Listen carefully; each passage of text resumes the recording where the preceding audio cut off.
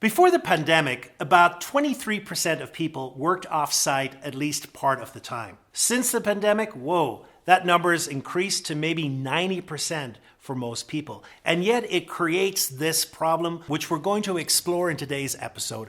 How do you manage remote employees?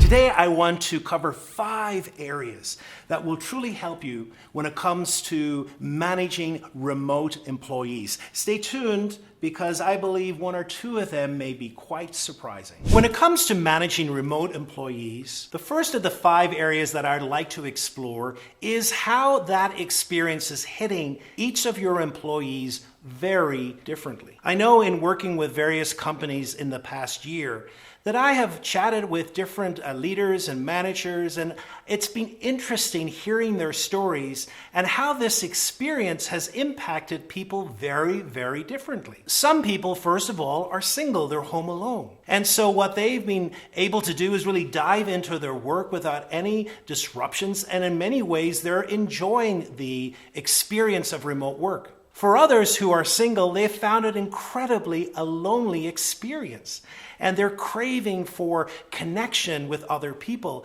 and so they're finding the whole experience very difficult. Others find themselves in this situation with families. They have spouses and children, and so they're trying to navigate this new remote workspace and also balance dealing with perhaps children who are not going to school because they have to be homeschooled. All of that is such a new experience, and so it can be incredibly stressful. For others, they're finding it wonderful. I was talking to an employee a few weeks ago. He said, it's just so wonderful that I know that I'm working and in the room next door are 2 of my kids, and in 5 minutes I can get out of the room, go in and play with them, and then come back to the meeting. All of us are adapting very differently to this new situation. And so when it comes to managing remote employees, we can't paint the same brush on everyone. We need to make sure that we're having conversations and we're getting to know individual circumstances and how this situation is impacting them,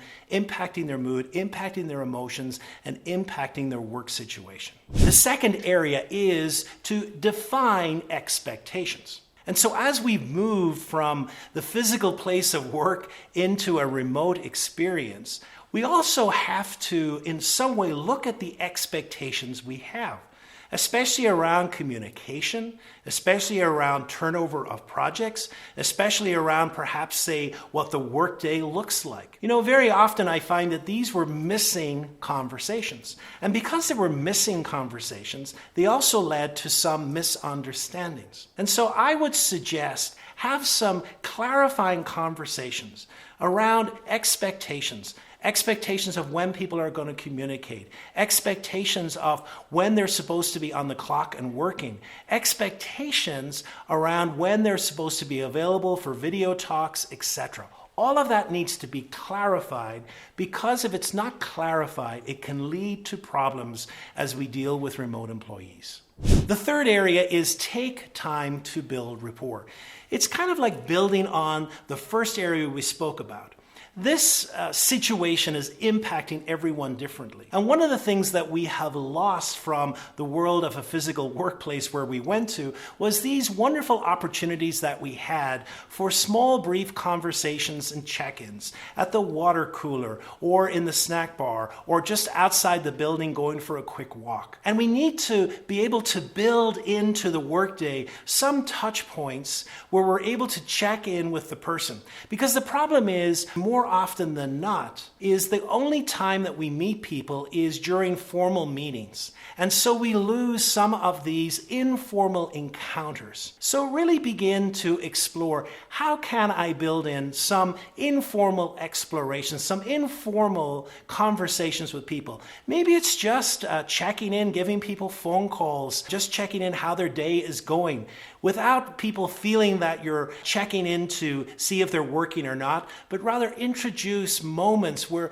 in all reality, all you're doing is just letting people know that you're available, that you're listening, and that you're there for them if they need you. Area number 4 is the use of video. You see, when people are remote, we cannot see them. When you are in person having a meeting, there's a number of signals that are coming to us from a person's body language. It's not just the words that they are saying, it's how they are saying the words, and then the body language around those words. If we don't have that information, then we are critically losing a valuable source of data that can help us truly interpret what a person is thinking and feeling. So when it comes to remote employees, it's critically important that when we have meetings, one-on-one meetings, team meetings, or especially meetings when we're discussing perhaps problems with that employee, that we are using video.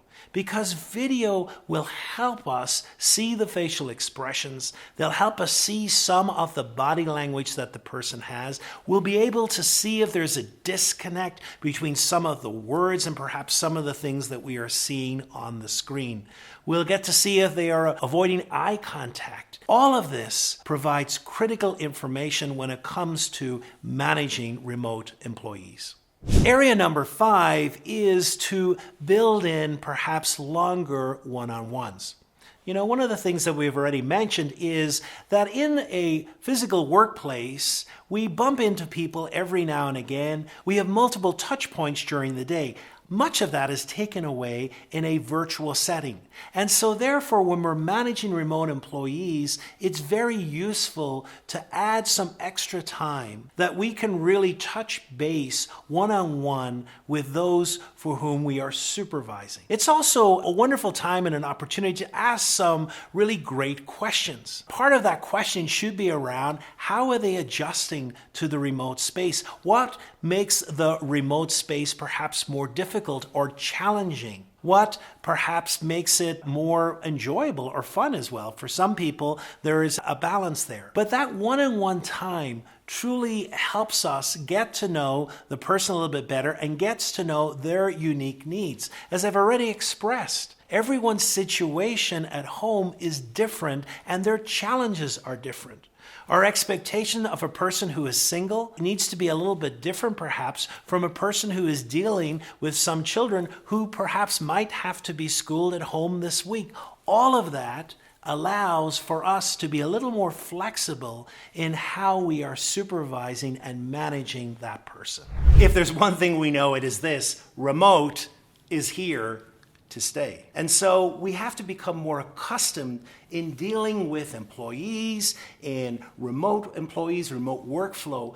And hopefully the 5 areas that we've covered today will truly help you. If you would like more suggestions, more free tools, I invite you to go to my website, irvinenugent.com, and there's a free resources page there packed with different things that you might be able to use in the remote workspace. Also, if you've enjoyed this video, I invite you to watch the next video, which talks about improving your relationship with your boss.